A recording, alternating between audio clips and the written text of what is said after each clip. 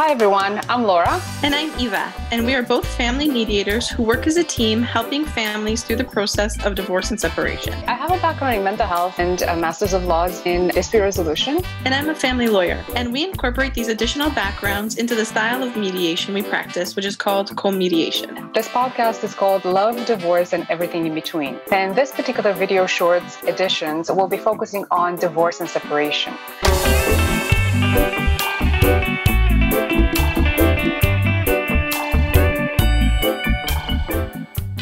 So today we're going to be chatting about really a myth or a misunderstanding that a lot of people have regarding child support and 50-50 custody.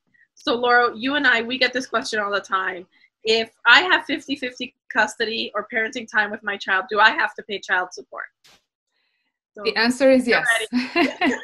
in 99% of the time, it's probably the answer is yes. I was going to say, get ready to burst some bubbles, because oftentimes people come to us very excited and say there's no child support, and that's actually not true.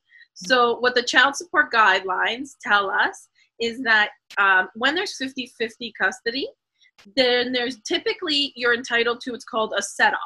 So the set-off works so that we calculate both parties' incomes and we calculate their corresponding child support obligation, and then you set it off. So for an example, if I owe $1,000 a month and Laura owes $500 a month, then the offset would mean that I'd owe her $500 a month.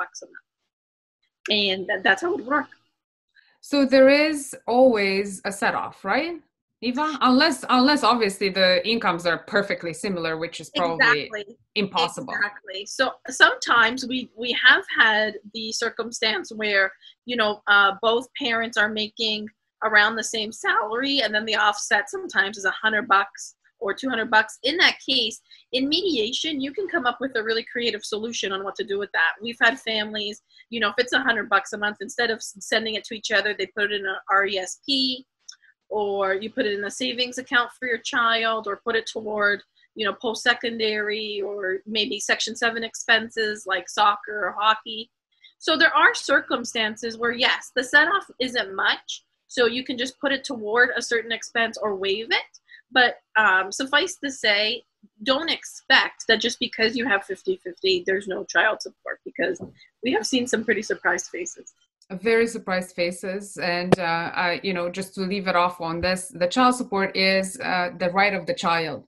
So it's important for parents to understand that even though you can be as creative as you need, as your family needs and you want, in the end, it is the child's right to have that financial support based on your respective incomes. So that is why, whether you have 50-50, it doesn't really matter, because it is income driven, and the expectation of that support, financial support, that the child is deserving of.